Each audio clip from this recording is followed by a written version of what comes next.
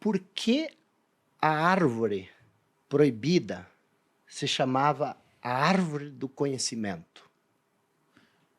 Por que a árvore do conhecimento era a árvore do bem e do mal? Porque, veja bem, nós estamos falando de manipulação, nós estamos falando de buscar poder.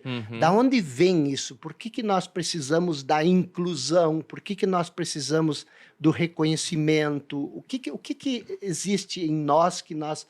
Porque, é lógico, nós somos pessoas que andam em grupos, como nós somos coletivos, nós não somos...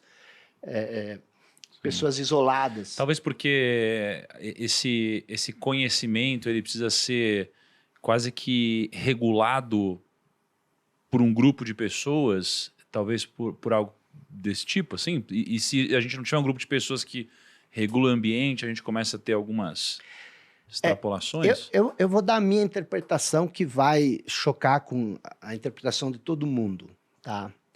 O Jardim do Éden, na minha percepção, ele não é um lugar. Não faz nem sentido o Jardim do Éden ser um lugar. O Jardim do Éden é um estado de espírito. O que existia no Jardim do Éden? No Jardim do Éden, o homem vivia em intimidade com Deus.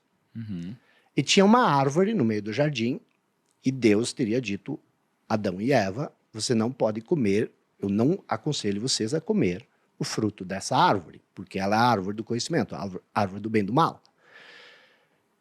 Se vocês comerem o fruto dessa árvore, vocês vão morrer. E aí tinha uma serpente tagarela ali no meio do Éden, que ficava no ouvido de Adão e Eva, vocês têm que comer essa árvore, a fruta dessa árvore. Quando eles comem a fruta proibida, fruta do conhecimento, a primeira coisa que eles percebem é que eles estão separados de Deus. Então, aquilo ali, comer a fruta da árvore do conhecimento, separou o homem de Deus. E aí vem a questão, por que o conhecimento? Porque quando você come algo, quando você se alimenta de algo, você tende a se tornar isso. E isso fez com que o ser humano, Adão e Eva, se separassem de Deus. Eles perdem a intimidade. Então, o que acontece?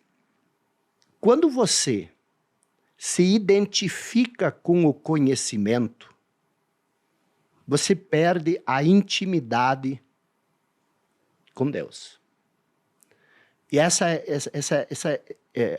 Einstein chama isso a ilusão de ótica da consciência. E a humanidade, ela se perdeu nisso. Esse é o pecado original. Pecar significa você errar o alvo. Original, origem. Nós perdemos a origem, a nossa origem, que a nossa origem não é isso que nós pensamos ser. O que nós pensamos ser? Nós pensamos que nós somos a voz na nossa cabeça. A serpente tagarela é a voz na nossa cabeça. E quando você passa o dia inteiro conectado a essa voz na cabeça, você se desconecta de quem você verdadeiramente é. Essa desconexão de quem você verdadeiramente é cria um vazio, cria uma sensação de incompletude. E quando você passa a sentir essa sensação de vazio e de incompletude, você começa a querer preencher isso com coisas do mundo exterior. Por isso que nós precisamos tanto de reconhecimento, de validação. Não existe problema nenhum em você ter dinheiro, em você ter sucesso, mas no momento que você começa a se confundir o seu eu, você tira a sua noção de eu disso que você possui, e quando eu digo possuir é até mesmo conhecimento, aí que começam os problemas da nossa vida. Mas eu não entendi o que você quis dizer com isso, de que no momento que a gente adquire conhecimento, a gente se afasta de Deus. Porque no meu caso o conhecimento me aproximou de Deus. E pelo menos na minha leitura, né? E quanto mais eu leio, sobre a palavra, mais conhecimento eu tenho, mais eu me aproximo de Deus, né? E eu sinto isso no meu coração. Me fala um pouquinho mais sobre isso. O que você quis dizer com esse conhecimento que te afasta, de certa forma? Quando você fala de Deus, você fala do que exatamente? No que eu estou me referindo nesse momento? Você disse, me aproxima mais de Deus. O que seria Deus? Cara, assim, definir Deus eu não consigo, tá? Uhum. Mas quando eu me refiro a isso, eu me refiro a me aproximar, cara, da palavra, da origem, de uma força maior, de uma criação, de uma força paterna, de algo que criou tudo e todos, que pode tudo, que me ama. Então eu me aproximo disso. Isso para mim seria a figura de Deus, né? E quando eu leio a Bíblia e eu adquiro mais conhecimento, eu me sinto mais conectado, eu me sinto mais alinhado, né? Eu me relembro de coisas óbvias que eu precisava me relembrar, né? Então é disso que eu estou falando, né? E quando eu leio passagens, eu reflito sobre elas.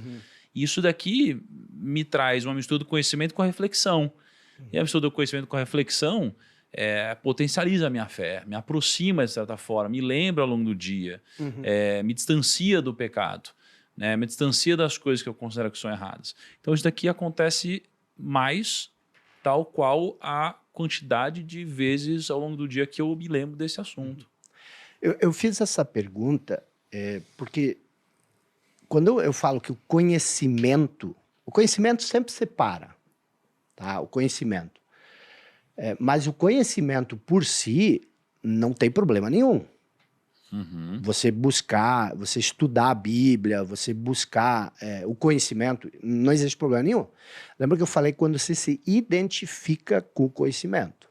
Porque a maioria das pessoas, quando elas se referem a Deus, elas estão se referindo a uma ideia, um conceito que elas têm na cabeça. E esse conceito, essa ideia separa elas de Deus. Existe uma diferença entre você conhecer algo e você experimentar algo, a experiência direta. Por exemplo, você pode ser cego e você pode aprender tudo sobre cores. Então você tem um vasto conhecimento sobre cores, mas você nunca experimentou diretamente a sensação de você ter um contato direto com as cores. Então, o que seria quando você se identifica com o conhecimento, você se separa de Deus? O que isso verdadeiramente quer dizer? Da onde vem a ansiedade? Da onde vem o medo? De onde vem a insegurança? De onde vem o ressentimento? De onde vem a mágoa? De onde vem a inveja? De onde vem o ciúme? Porque uma pessoa que tem ciúmes, uma pessoa magoada, uma pessoa ressentida, ela tende a começar a querer controlar as coisas, a se manipular. E tudo isso vem do conhecimento. O que é o medo, por exemplo? Uma pessoa que tem fé verdadeiramente, ela tende a não ter medo. O medo anula a fé. E a fé anula o medo.